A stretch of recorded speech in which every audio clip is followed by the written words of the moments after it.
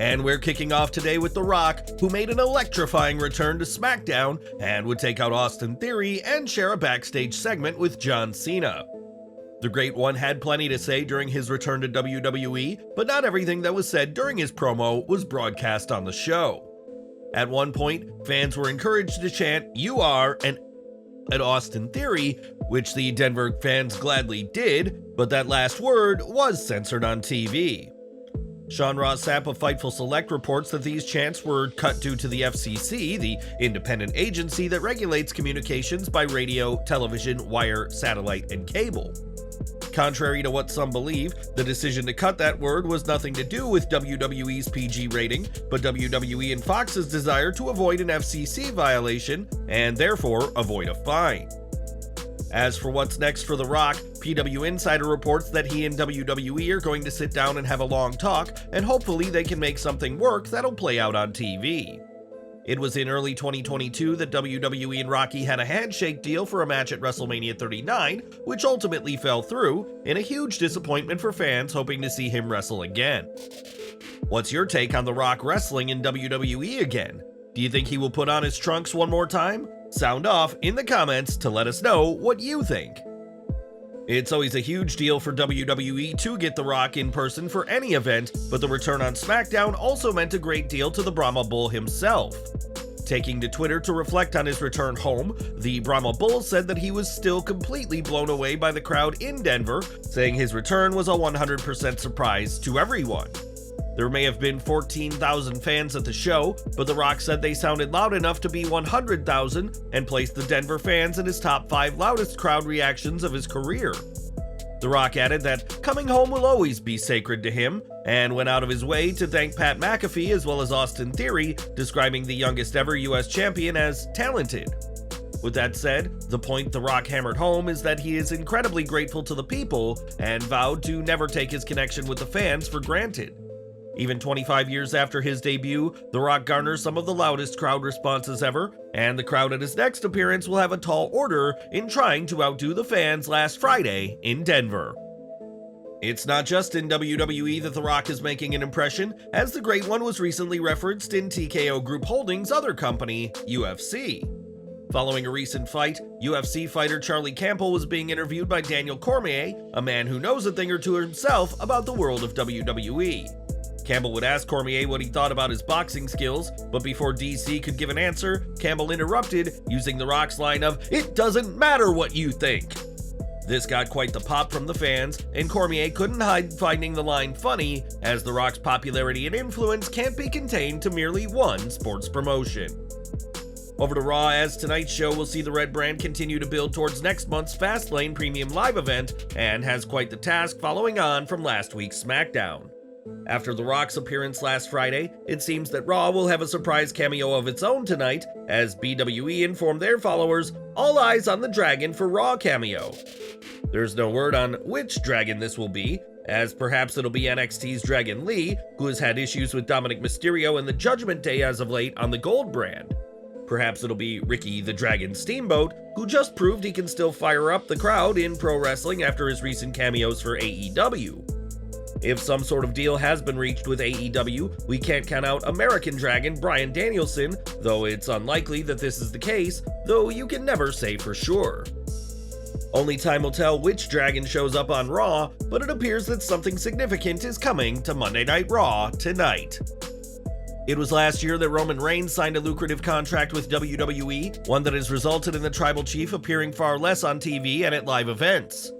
Now though, Reigns' return has been confirmed, as the Fiserv Forum's official website is promoting Reigns for the October 27th edition of SmackDown in Milwaukee. This show will serve as the penultimate SmackDown before WWE Crown Jewel on November 4th, and will include Rey Mysterio, LA Knight, The Street Profits, Bobby Lashley, Charlotte Flair, and John Cena. As to what Reigns will be doing on the show, that's unknown at this time, as it's also unclear if he'll be making any appearances for WWE ahead of this episode of the Blue Brand. Reigns' next match is expected to take place at Crown Jewel, though WWE hasn't announced an opponent yet, but fans in Milwaukee will get a rare appearance by the head of the table. Today marks 2 full weeks since AEW owner and CEO Tony Khan publicly announced that CM Punk had been fired by the company, with cause, due to a backstage incident involving Punk and Jack Perry during All In at London's Wembley Stadium 1 week earlier. Despite initial reports that Punk might issue an explosive response to being let go, he has since stayed silent on anything to do with the subject. The silence ended last night, at least somewhat. Punk returned to his occasional gig of doing color commentary for Caged Fury Fighting Championships on Friday, and he and his broadcast partner John Morgan made several clear references to the incident at All In. First, Morgan introduced Punk by saying, "Look who I ran into backstage," and adding that Punk was back on commentary with cause. Later in the broadcast, Punk suggested the commentary team do a post-fight show, to which he was asked by another colleague if he had time on his hands, and Punk responded, "Yeah, I got some time on my hands for the next 2 months." At one point, Morgan also playfully mentioned that he and Punk had some things to discuss, and Punk replied with, "What do you want to talk about?" in an equally playful manner. Nothing is known publicly about whether or not Punk has a non-compete clause with AEW following his firing that would prevent him from working for WWE or any other wrestling company for a certain period of time. That said, Punk's comment about having 2 months on his hands has unsurprisingly already led to rampant fan speculation that after that time, he'll be free to return to wrestling. Furthering that speculation is the fact that in just over 2 months, WWE is in Chicago for Survivor Series, although knowing Punk's penchant for messing with the internet, he may well just be trolling fans on purpose. Now, Kevin Nash has never shied away from making his feelings clear about CM Punk, even if Big Daddy Cool says he has no heat with the self-professed voice of the voiceless. Heat or no heat, Nash has often commented on Punk during his Click This podcast, with comments rarely being complimentary, and his latest episode of the show proved to be no different. During the show, Nash applauded Tony Khan and AEW for putting so many fans in Wembley Stadium before turning his attention to Punk and the former AEW star's physique. "He probably has one of the 7 worst bodies to ever hold the belt, if not the worst body to hold the belt, and I don't give a if you're straight edge or whatever the you are. There are some natural guys out there who actually have some muscle." During the same podcast, Nash spoke on pro wrestlers who complain about autograph hounds. He made a point that they should be grateful that their signature is worth the money it is. Nash is hardly the first person to take issue with Punk's physique, and while some hope to see Punk back in the ring down the line, odds are he won't be workout buddies with Big Daddy Cool anytime soon. AEW Collision news now, as the show is looking to reset and reestablish itself in this post-CM Punk era, and while fans haven't been chanting for Punk, the loudest chants are for someone not with AEW. The most recent episode was quite a mess in the view of some fans, with numerous production botches, including 22 takes by Keith Lee, and the crowd were hardly the most cooperative group of people either. A contributor for PW Torch who attended Collision said that there were plenty of "yeah" chants for LA Knight during the quiet and transitional moments of the live show, chants AEW hardly wants. There was also loud booing over the Righteous, who defeated the Hardys on the show, and many people said that the faction was a Wyatt family look-alike. ROH star Dutch, who's a member of the group, expected this to happen and speculated that fans would compare his stable to the iconic WWE faction weeks ago. The contributor said that there were no chants for Punk, which will come as a relief for Tony Khan, but that a video package featuring the Elite was booed. Collision was a show made in part to placate CM Punk, and the show has had an interesting time ever since his release, and it remains to be seen what can be done after last week's chaotic episode. Last week, Jade Cargill's time with AEW came to an end, and the former TBS champion is set to join WWE very soon. PW Insider reports that Cargill's contract with AEW has already expired, and that she no longer has any official capacity with the company after being with AEW for the past 3 years. The report adds that not only is Cargill set to join WWE soon, but she is expected to begin her training this week and will be honing her skills at the Performance Center in Florida. Cargill shared a sign of respect with Chris Statlander at last week's AEW Rampage, another sign of her exit, and it'll be interesting to see how she fares as a WWE superstar in the near future. For years, Baron Corbin put away opponents with his End of Days, and no matter if you were John Cena, AJ Styles, or Kurt Angle, nobody was kicking out of the devastating move. It was at WrestleMania 38, though, that the move was kicked out of for the first time, with Drew McIntyre being given the honor, but this was something Corbin was vehemently against. Speaking to Fightful, Corbin said he had zero input on the decision and that it was something he had fought for a long time, as he wanted just one thing in his career to be truly sacred. Corbin argued that he had done everything WWE had ever asked for him, including making characters work that so many other wrestlers would have struggled to pull off. Although a world title run has eluded him, even with a Money in the Bank run under his belt, his end of days finisher was certainly something he kept in his back pocket as a surefire way to win a match. Calling his end of days the one thing he had, Corbin recalled voicing his displeasure at WrestleMania 38 when he was told what was happening, but his pleas were ignored. Corbin concluded saying that they did it and it's over, and appeared quite defeated, as the one thing that made him stand out among the roster is now a thing of the past. When you're putting together a wrestling show for TV, it's often the case that segments have to have their time reduced or sometimes cut entirely, and that was the case with this week's Collision. During the show, Kevin Kelly was preparing to introduce a Santana segment, only to pause for a long time and switch to introducing a Golden Lovers video package in a bizarre moment from a strange episode. It appears Santana's segment had to be cut from Collision, and on Twitter, the man himself made it clear that he was unhappy, tweeting, "Wow, okay, I got you." In the comments, fans also noted that Kelly was seemingly gearing up for a Santana segment, only to move on, and it's likely his segment got cut due to a timing issue. This was just one of several production slip-ups from Collision, which have left fans scratching their heads as to how these errors made it into the show of the second biggest wrestling promotion in the US. Santana only recently returned from injury and had to be talked into teaming with former friend Ortiz at All In, and it's clear that his comeback has hardly been a smooth one so far.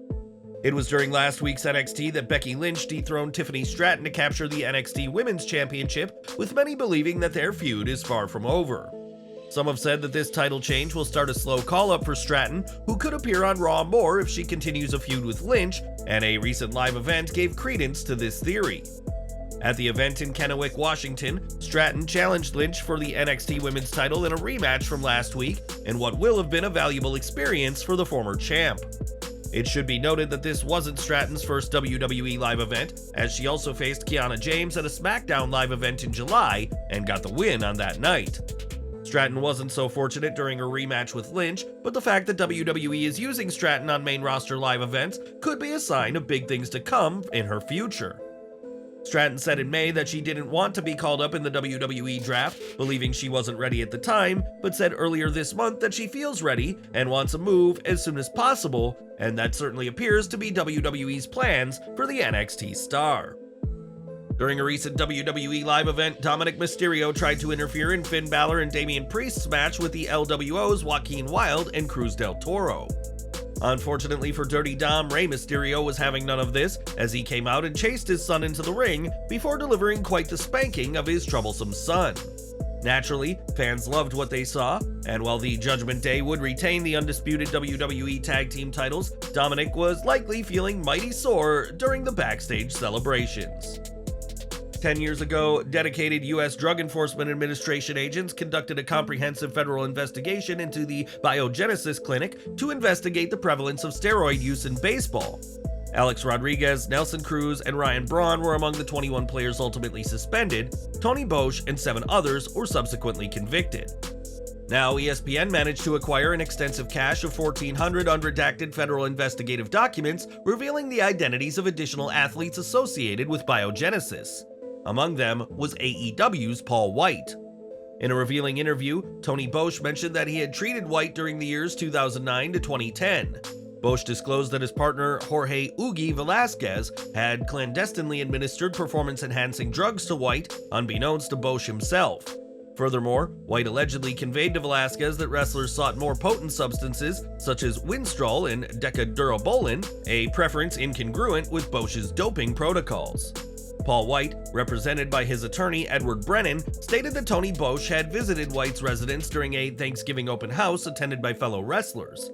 Nonetheless, Wight affirmed that he had met with Bosch on only one other occasion. Brennan emphatically underscored that Wight had never recorded a failed drug test and emphasized the grave risk posed by any involvement with performance-enhancing drugs due to his pre-existing endocrine system disorder. Edward Brennan released a statement that claimed that the former Big Show never saw Tony Bosch for any of those illegal enhancements. This was quite a string of events that unfolded, but Paul Wight claims he was never involved at all. Paul never treated with Bosch, Paul never took any PEDs from Oogie or anyone else, he's as clean as you can be. More importantly, he would never take any PEDs because of his underlying medical condition.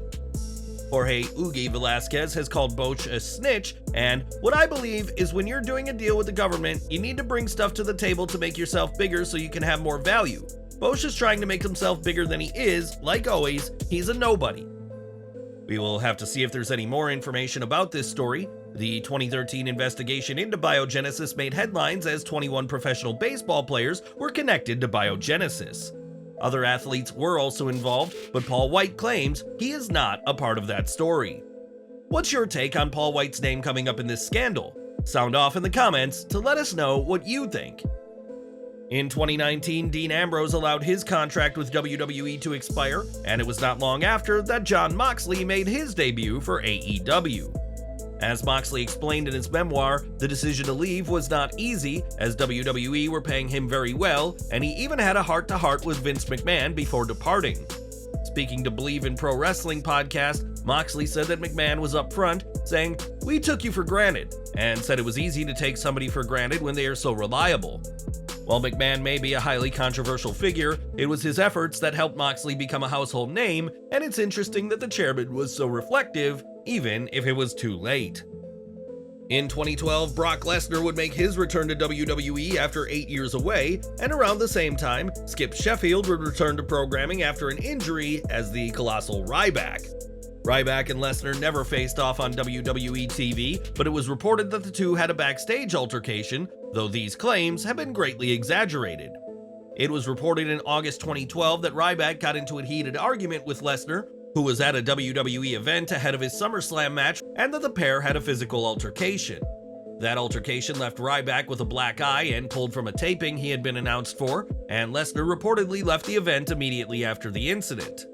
During a recent YouTube video, though, Ryback claimed that the entire story was an absolute lie and said that Michael P.S. Hayes is to blame for trying to hurt my credibility for their fan base.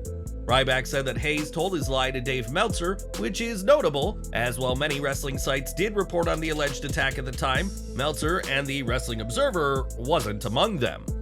Ryback then played the actual video from WWE of what happened to cause that black eye, proving it had nothing to do with Brock, as it goes to show that you can't always believe what you read online. ROH news now, as the company continues to find its footing ever since Tony Khan purchased the promotion in March of last year, and has an ever-growing roster of talent. During the most recent ROH tapings, Angelina Love made her debut for the promotion, and after an impressive career in multiple promotions, fans are impressed to see what's to come for the former Knockouts champion. And we're ending with some sad news, as Emile Duprée, a legendary wrestler and promoter, has died at the age of 86. Dupree's passing was confirmed on Facebook by fellow wrestler and trainer Ron Hutchinson, who described Duprée as an often overlooked Canadian pro wrestling icon. Dupree's career would begin in the 1950s, and after a successful in-ring tenure, would found Grand Prix Wrestling in his native Canada, which would be highly successful prior to Vince McMahon's expansion of the WWF. Emile's son Rene would follow in his father's footsteps, becoming a wrestler, and for years would hold the record for the youngest champion in WWE, holding the World Tag titles at just 19. Emile Dupree's career would be a lengthy one that'd see him compete all across the globe, and we'd like to offer our condolences to his family at this time.